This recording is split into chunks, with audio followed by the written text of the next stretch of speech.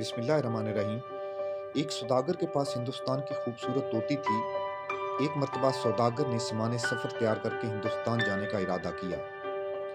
घर से रुखसत होते वक्त घर के सब नौकरों से पूछा कि तुम्हारे लिए क्या तोहफा लाऊं। हर एक ने अपनी अपनी पसंद अर्ज की। इसने सबसे वादा किया और तोती से भी दरियाफ्त किया कि मुझे मुल्क हिंदुस्तान जाना पड़ गया है, तू बता तेरी फरमाइश क्या है। तोती ने कहा, जब तू वहां की तोतियों को देखे तो मेरा हाल यूं बयान करना कि तुम्हारी कौम की फलां तोती जो तुम्हारी मुलाकात की मुश्ताक है, गर्दिशे आयाम से हमारी कैद में है।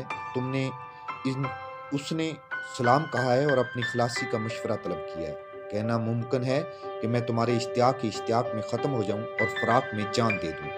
क्या ये इंसाफ है कि मैं कैद सख्त में गिरफ्तार हूं और तुम कभी सब्ज़े पर और कभी दरख्त पर मज़े से उड़ो। क्या दोस्तों के आईन व वफ़ा ऐसे ही होते हैं कि मैं इस कैद में गिरफ्तार रहूं और तुम खुशबू के बागों में आज़ाद फिरो। सौदागर ने वादा किया कि इसका प्याम और सलाम इसकी कौम तक पहुंचा देगा। जब हिंदुस्तान की हदूद में पहुंचा तो जंगल में चंद तोतियों को देखा। घोड़ा रोक कर आवाज दी और अपनी तोती का सलाम और वो पैगाम जो अमानत था इन्हें पहुंचा दिया। इन तोतियों में से एक तोती थर थर कांप कर गिर पड़ी और इसका सांस उखड़ गया।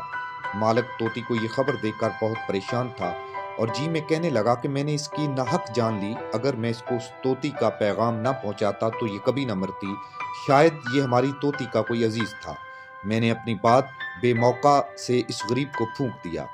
अलकिस्सा, जब सौदागर कारोबार तजारत से फारग होकर अपने वतन वापस आया तो हर गुलाम के लिए तोहफा लाया, हर लौंडी को हदिया दिया। तोती ने पूछा कि मेरी फरमाइश भी पूरी की, क्या कहा और क्या देखा वो सब बयान कर दिया जाए।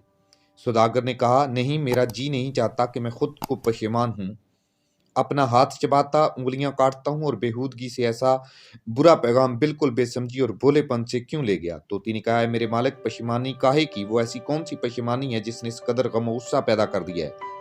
सौदागर ने कहा, तेरी हमजिन्स तोतियों के ग्रोह से मैंने तेरी दास्तान बयान की। इनमें से एक तोती तेरा दर्द सुनकर वहीं गिर पड़ी, उसका पित्ता फट गया, वो कांप कांप कर मर गई। मैं आज अद पशेमान हूं कि पैगाम ही क्यों दिया, लेकिन जब मुंह से निकल गया तो पशेमानी बेफायदा है।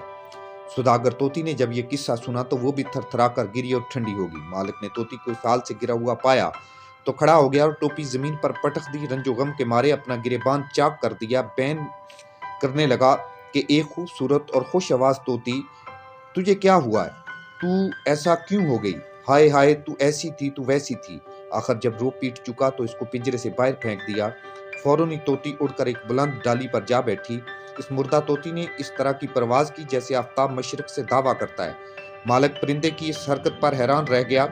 बलावे में पड़ा हुआ था कि यकायक परिंदे के चलतर जो देखे तो सर ऊंचा करके इससे मुखातब हुआ और कहा, ए मेरी बुलबुल, अपने हाल की तफसील में से कुछ हिस्सा हमको भी दे दे। हिंदुस्तान की तोती ने क्या रम्ज किया जिसको तू बांप गया और हमारी आंखों पर मकर से पर्दा डाल दिया? तूने वो चाल चली कि हमको जलाया और खुद रोशन हो गया। तोती ने कहा, उसने अपने अमल से मुझे ये नसीहत की कि नगमा आवाज खुश दिली को तर्क कर, क्योंकि तू अपनी सदा के बायस ही गिरफ्तार हुई है। सिर्फ नसीहत की गर्ज से इसने अपने आप को मुर्दा बना लिया।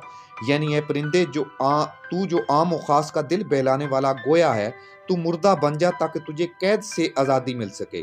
फिर तोती ने सलाम करके कहा, बस अब खुदा हाफिज, ए मेरे मालिक अलविदा। तूने बड़ी मेहरबानी की कि मुझे अंधेरी कैद से आज़ाद कर दिया।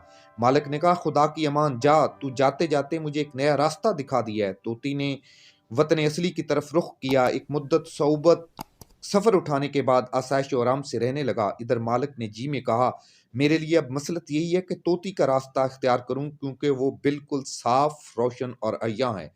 तोती के मरने से मुराद नफ्स को मारना है। देख, मौसम महार में भी पत्थर सब सब्ज नहीं होता, लिहाजा तू खाक हो जा, क्योंकि पत्थर पे पौधा नहीं उगता। खाक हो जाएगा तो उस पे पौधा उगेगा, फिर तुझ पर रंग बिरंग के फूल खिलेंगे। साल हा साल तू सख्त पत्थर बना रहा, थोड़ी सी देर के लिए खाक होकर भी इसको आजमा ले, ताकि तेरे दिल की दुनिया में वो इस्लाम के, वो रूहानियत के, वो ईमान के, वो लिल्लाहियत के, वो अब्दियत के, वो बंदगी के, वो खशियत के पौधे तेरे दिल में भी उग सकें।